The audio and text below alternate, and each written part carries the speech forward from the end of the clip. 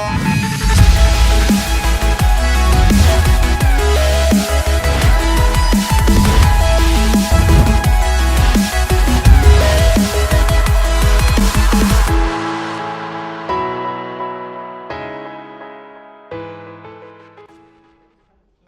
I'm here with StarNaN at Dreamhack Open. How has it gone so far for you in the tournament? It went pretty well. I came second in the first group play, losing 1-2 to Sandsfer.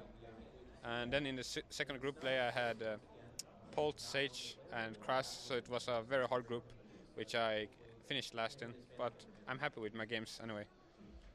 Okay, are you still in the tournament or?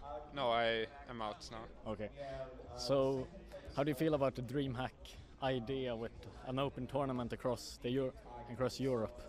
I really love it.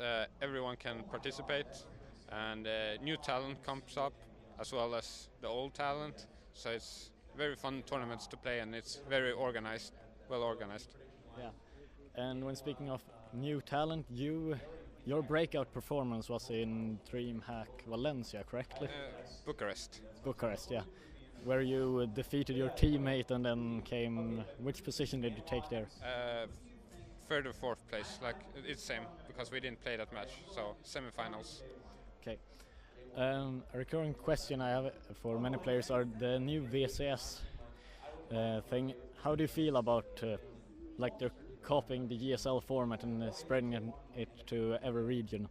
I really like it, but I think there was too many invites because it was only 8 spots to fight from, and it was really hard qualifiers. I think the players that got invites deserved it, but it will be more fun if there were more qualifiers or more players qualified from the qualifiers. So, but else than that, I think it's a great idea, and especially the European one. There is a lot of Europeans playing.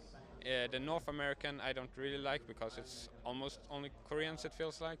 So, but yeah, I like the idea overall. It could have been done a bit better with a NA1, but otherwise I like it. Okay, now the VCS thing is actually like, I feel like it's stalling how do you say it? It's stalling the reason for people in Europe to go train in Korea, because now there's no competition they can play and now it's only practice. Do you feel like there's no reason to go to Korea right now? I've never been to Korea, so I don't know, but sort of still says that he wants to go there in the off-season when it's not WCS in Europe, so he just goes over and practice because the practice is so much better. So I think the teams that can afford that, it's going to be good for them to still send the players for practice. And it's both good and bad that you now compete at home, but you practice away. So it's like you go on a training camp and then you get home to play in the tournaments. So I like that, but it's kind of sad for sort of that wanted to stay in Korea that he had to go home. So yeah. Yeah. Your team Western Wolves have gone from being like a smaller team to actually recruiting some really big talent. How has that changed your practice partners and stuff like that? It hasn't really changed much for me. They're Koreans, the new players, so they don't know that good English, and it's like they're different time zones and stuff. But you can still talk with them and try to get some tips and replays and such. So it's really nice that we're growing as a team.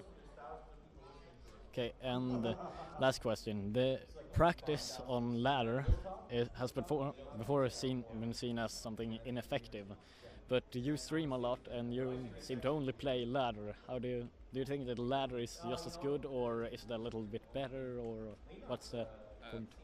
I think ladder is the perfect practice for people who enjoy it, because I can have a build which I want to try against people who don't know it, and I can play the same build like 20 times in a row, and people won't blind counter it. So that's why I think it's good, because you can see different people's reactions, and then you can work on that and you can improve the strategy. If you only play against one player, or like one player for each race, in custom games they are like going to blind counter your strategies even if they don't do it on purpose. So I actually think ladder is good, like the best practice until you want to really, really refine a build.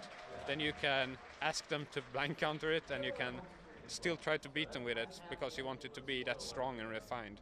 So I think mostly ladder, but then some custom games if it's really needed and you want to like refine it. Okay.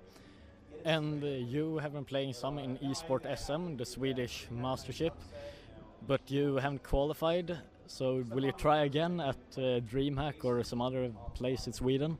Yes, I think there's one in Norrköping next for eSport SM next month. So I'm pretty sure I want to go there because it's Swedish tournament, a lot of prestige, a lot of money, of course. So it will be nice to qualify. I've been unlucky playing Nanua in all the Swedish tournaments, offline events, and I think I'm only getting better. So hopefully I can qualify either in Norrköping or at Dreamhack because it's a tournament I really want to play in. Okay.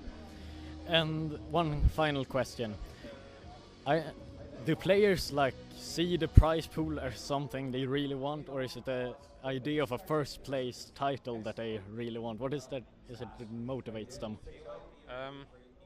I think it's both. At the moment, I'm more hungry for a victory than any money.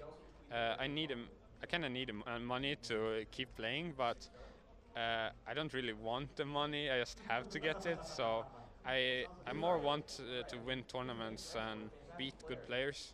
Like I'm more happy of a victory than for the money. When I did really well at Bucharest, I was really, really happy about my results. But the money was just like a plus, an addition to my price that I placed good in the tournament. Okay, yeah, that's everything. Do you want to thank your sponsors? Yeah, thank to my team, Western Wolves, and our sponsors, Mad Cat, Sapphire Technology, Cyborg, and Triton, and AMD. Thank them for sending me here and supporting me. And thank you for the interview. Yeah, thank you.